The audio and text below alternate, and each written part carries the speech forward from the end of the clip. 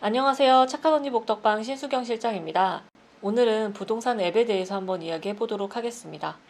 직땡, 다땡과 같은 부동산 앱을 통해서 부동산에 방문하는 경우가 요즘 참 많습니다.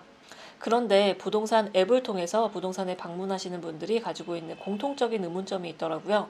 부동산 앱에는 왜 허위 매물이 이렇게 많은 건지 물으시면서 부동산에서 일부러 그렇게 올린다고 생각하시는 분들이 참 많으세요.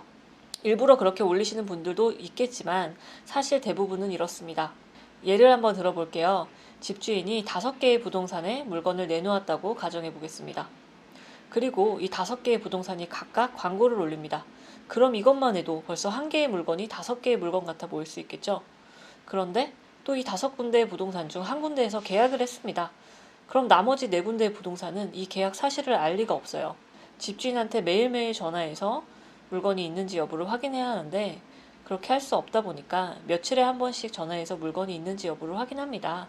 그런데 물건이 나가고 물건이 확인되는 사이에 연락을 주신 분들이 허위 매물이라고 생각을 하는 경우가 많습니다. 또 부동산의 특성상 물건이 실시간으로 확인하기가 되게 어려워요. 그래서 전화를 주셨을 때는 물건이 있었는데 실제로 방문했을 때는 물건이 나간 경우도 많습니다. 그럼 이런 점들을 예방하기 위해서 어떻게 해야 할까요? 물건이 있는지 전화해서 확인해보고 방문하는 것은 기본이고요. 방문 날짜와 시간을 미리 예약한 다음에 그 전에 계약이 된다면 미리 연락을 주실 것을 당부해 두는 것이 좋습니다. 그리고 분명히 앱에서 봤을 때랑 실제 본 매물이 같은 물건인데 다른 물건인 것 같아 보이는 경우가 있어요. 이런 경우는 2가지 이유인데요. 첫 번째는 광학 렌즈를 통해서 촬영했기 때문에 방이 좀 넓어 보이는 경우가 있고요. 2번째는 임차인이 거주 중이어서 사진 촬영을 다시 하지 못하고 거주하시기 전에 신축일 때 아니면 비어 있을 때 깨끗한 사진을 올렸기 때문에 집이 좀 더 깨끗해 보이거나 신축이어 보일 수 있습니다.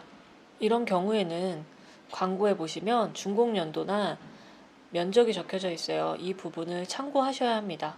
사진만 보지 마시고 나와 있는 내용을 꼼꼼히 읽으셔서 참고하시기 바랍니다. 그리고 마지막으로 부동산 앱을 볼 때 이런 부동산은 좀 주의하자 이런 게 있다면 부동산 광고에 보증금 전체 금액을 적어야 하는데 실입주금을 적는 부동산들이 가끔 있어요. 예를 들어 보증금이 1억 5천짜리 전세를 실입주금 4천만 원 이렇게 적어놓고 나머지는 대출 처리가 가능하다라는 내용이죠. 그런데 이런 부수적인 내용을 자세히 설명하지 않고 실입주금 4천만 원이라고만 적어둔다면 방을 보시는 분들 입장에서는 잘 모를 경우 전세금이 4천만 원인 것처럼 보일 수 있겠죠. 이런 경우에는 고객과 부동산 간의 신뢰관계 형성이 어렵지 않을까 하는 생각에 비추합니다. 부동산 광고 앱은 공인중개사에게는 고객을 유치하는 좋은 광고 수단이자 방을 찾는 분들에게는 좋은 부동산 정보 수단일 수 있습니다. 하지만 과잉 경쟁과 관리의 어려움으로 부동산과 고객 간의 신뢰관계를 형성하는 데 어려움을 주고 있습니다. 중개 문화와 부동산 앱 서비스가 점차 발전하여 이런 문제가 해소되기를 기대해 보겠습니다. 지금까지 신촌 자이엘라 부동산이었습니다. 함께 해주셔서 감사합니다.